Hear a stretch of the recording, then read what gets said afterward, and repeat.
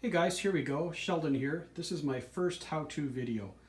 First off, I should explain I am not an appliance repair person. I'm just one of those people that believes if someone else can do it with proper homework and a little bit of caution, you can do it too and save yourself a lot of money.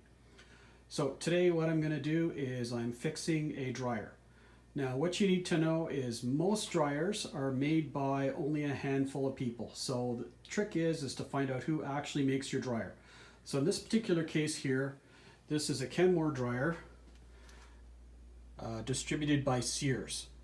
Now with dryers and with most appliances, washers, dryers, microwaves, that sort of thing, if you look inside the door, you will find the model number. Now what you can do is go online with that model number and look up, find an exploded diagram, and find out who really makes your dryer and or what parts it is that you're looking for before you take it apart. In the case of a dryer here, for example, you would say, well, it's got a bad squeak. I don't know anything about dryers, so I think it's probably the belt.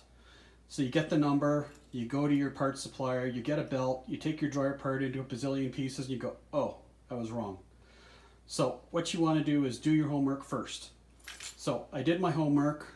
I looked at what it could be, and to be honest, I fixed a couple of dryers, so I have a rough idea of what it was. I knew it wasn't the belt, it's a different kind of squeak.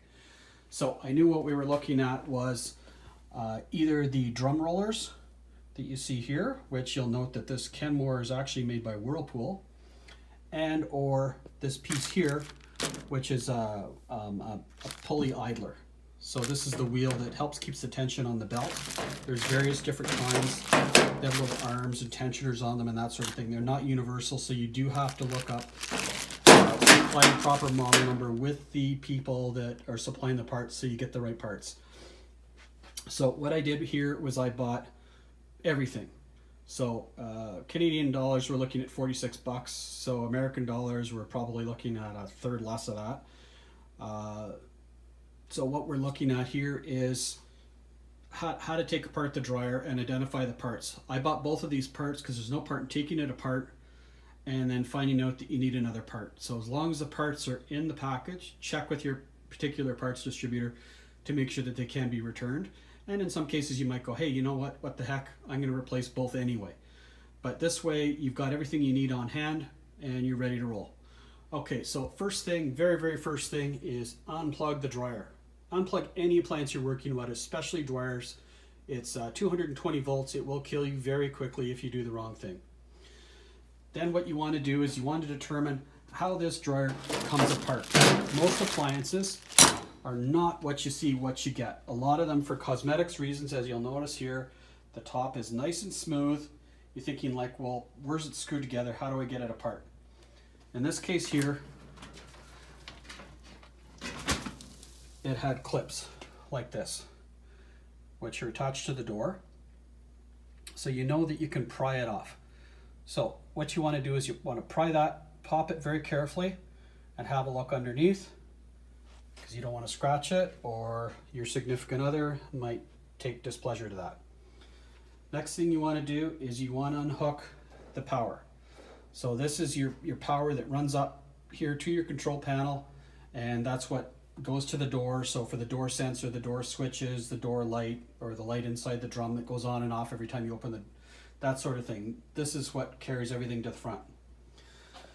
So now what I did was, you'll notice that the flashlight in here, magnetic flashlight and or having all your tools ready to go in advance is what you need. So in this case here, we've got a couple different types of screwdrivers. We've got our sockets. In this case, and it's very common, is the little screws that go inside. Most major appliances look like this, and they're generally 8 millimeters. So you're going to see millimeters, you can go, well, we live in the US, it's not going to be 8 millimeters. Yeah, a lot of things come from Japan or made for the European market or whatever. They have been standardized. So you're probably dealing with 8 millimeters. So I've got my ratchet ready to go. I've got my screwdrivers. I brought some ratcheted wrenches with me at the same time. They've got a ratchet on the other end. These things I discovered initially when I was involved in the motorcycle business. These are the handiest things ever, because sockets you can just not get in the little corners. These things you just slip them in the end and you can loosen up those nuts and bolts that normally you would never be able to reach without having to do, you know, fraction of a turn, fraction of a turn, fraction of a turn type deal. Okay, so get back to the dryer here. This is your drum. This is your belt. The flashlight with the magnet on it is a must for anything that you're fixing. Now what I did first is not everything is always clear in the exploded diagram, so before you start prying things and assuming that, oh yeah, the top pried off, the bottom will pry off, have a good look around. Smart cameras are the best thing ever for fixing things when you're in unfamiliar territory. Basically what I did was I stuck my smart camera down the side, took a picture with the flash on, took a picture from the side, got a couple different angles so I saw what was inside, so I didn't start prying at something that wasn't meant to pry apart and break it. So I was able to determine that in this case it just slid in once you release the top and it pulled right out. So there was really only 2 screws holding it in place and the rest was just balanced. Okay, so this is your drum, this is your belt, okay? Not rocket science. This is where your lint trap goes in. Anything like that that's removable, whether you have a lint trap here or whether you have a lint trap at the base of your door, pull that lint trap out first. It's going to have to come out anyway, and there's generally screws hidden in there. The other thing you're going to find with other appliances is sometimes it is held on. When you open the door, when it's in, and you look underneath, you're going to find screws underneath. So you need to look for all those little hidden screws and things. Pardon me, nauseating camera move there, but the door, of course, decided to fling open. Now, what you want to do when you're taking anything apart, especially if you're in unknown territory, is have a good look around first and figure out where everything is going to go after you're done, and how it's placed. So again, use that smartphone, get in there, look underneath and say, okay, how does this go? So you can see the pulley in there. You can see where the belt goes. Good idea, take a picture of that so you know which way your belt is routed, so that later on when you pull everything apart and you go put it back together, you're not going, oh shit, now how do I put that belt back together? Okay guys, Sheldon here again for the next part. Okay, so now I've got the front off, I've got the top flipped up, I've got the power off, I've identified everything.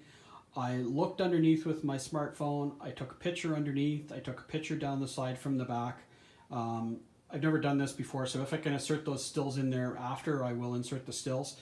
But I looked at what the belt pattern was, so that when I go to put everything back together, I know where it came from and I know which way the belt's looped. Anybody that's worked on cars or has looked under a hood knows that belts have a certain pattern and they're only going to install one way, and it's not just a simple circle. There's usually a loop or a twist or something in there, and that's the only way it's going to work. So make sure that you figure that out first before you take it out. Now, dryers generate a lot of heat, and like fan belts in cars and that sort of thing, your belts will dry out with time and with age. So when you're taking this belt out, take note of how dry it is and how crisp it is versus, you know, it being soft and flexible and that sort of thing. Be very careful when you slide it over the drum, and if necessary, and or if you think, hey, you know what, when I take this apart, we've had this dryer for 10 years, good idea, replace the belt anyway at the same time. Save you, you know, doing all the pulleys and the rollers and everything, and then you put it back together and then your belt snaps because you were playing with it and you got a little crinkle in it. So same sort of idea as car belts. Have a look at the belt. And this belt is smoothed on one side and ribbed on the other. Okay, so the rib part is going to go inside on this because that's the way it's going to line up at the pulley after. So same thing with a belt. Look at the side of the belt and just kind of spin it around and look for cracks. You want to look for all those cracks and make sure if it's got any cracks or any splits or it's showing signs of wear. You know, before you put the thing back together, do yourself a favor, get a belt. They're not too expensive. Okay, so we've done all that stuff. Let's have a look inside, see what we've got here. So if you look at the back here, you'll see the rollers. Okay, one roller is supported on the bottom, the other roller just bolts right into the back. There's your motor. There's where the belt goes. You can see the nice clean spot there. That's where the pulley went. Now you'll notice in this dryer, see there's 2 positions? See, so if you just yank everything apart and then you're going to go, which hole did that pulley go in? So make sure you take note of all this stuff. All this dust and everything in here, as we know, dryers generate a lot of heat. They are the cause of house fires. So make sure when you've got it apart, get all that extra dust and lint and everything out, clean out your lint trap, and make sure that everything's all clean before you put it back together. That way, you know, later on if something else heats up or, you know, whatever, you're not going to cause a fire. Now you'll notice here there's change all over the place. These are the things that get thrown around. You'll notice when you take washers apart, yeah, that's on the spin cycle, that's where those socks disappear to, in case you've never taken a washer apart.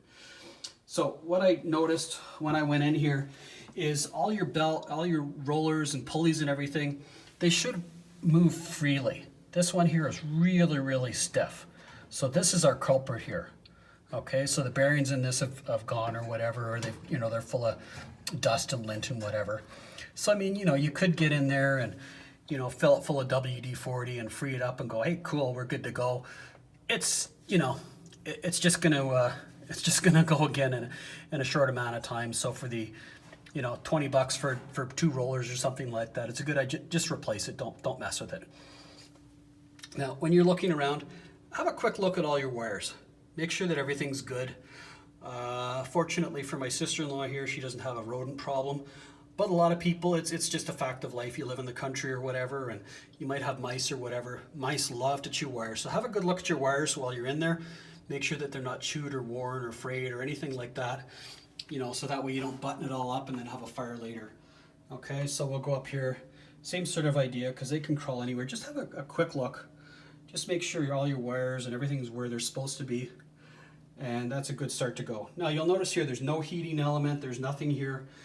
Different dryers work in different ways. Some, when you look in the front here, you might be able to see a blower motor or the heating element or whatever. In this particular case here, everything is down the back. Okay, so there's your blower. The air comes in here, or comes out here, pardon me. This is your intake. This is where the lint is caught. Okay, so your heating element, your blower and everything, or your fan motor are all back in there. Okay, so there's a basic look in here. If and when we ever get around to it, or if I ever have to get into the back of this thing for my sister-in-law, I'll post another video and we'll have a look at that. So now what we're gonna do is we're gonna have a look at these. I'm not gonna bore you guys with getting the shop vac and cleaning it out and all that other crap. And you're gonna notice here, look, see this plastic thing here? You might know about C-clips or lock washers or that sort of thing. This has a nice little lock washer thing on it. Now you're gonna notice, here's a little surprise I wasn't aware of. I was expecting like a metal C-clip or whatever. I'm gonna have to be really careful taking this off because plastic gets brittle as it gets old. So these little suckers here, you gotta be careful. You kind of push on them, don't pry on them too hard. That's what keeps things locked in place. So this little sucker here is gonna, with any luck, come off on camera pretty easily. There we go. So make sure you save that, don't lose it. That's what keeps it, see this slides around? That's what keeps this little sucker from, you know, keeps it in place and keeps it from flying off the end of the shaft here. Okay, so what I'm gonna do now is turn off the camera because we don't want to end up with a 2-hour video on how to fix a dryer. And I'm gonna take these apart and replace them, and or maybe part way through is what I will do is I will show you or tell you how I took them off and how I replaced them and how everything all works. Okay, so this particular one here, pretty easy peasy, just pops off. This one here, I believe it's got a C-clip on it. I'm gonna have to have a look at it and I'll pull it off. So a good rule of thumb, in this case the parts are identical, but sometimes they're slightly different. So when you're taking everything off, line it up with where you were, take it all off in order, and then look. So that way, say, so well, hey, there's 2 in a pack, there's 2 rollers, they're both the same size, everything's the same, and then you take it out of the package, you go, oh yeah, they're different. So line your parts up, your tools, your sockets, everything. Always keep everything in a nice, neat row and organized. And then when you go to replace parts, you go to put things back later, you can find everything, it hasn't slid under whatever, or you didn't get your 2 rollers mixed up when they look the same, but turns out they're not. Okay, so we'll be back in a little bit with part 3.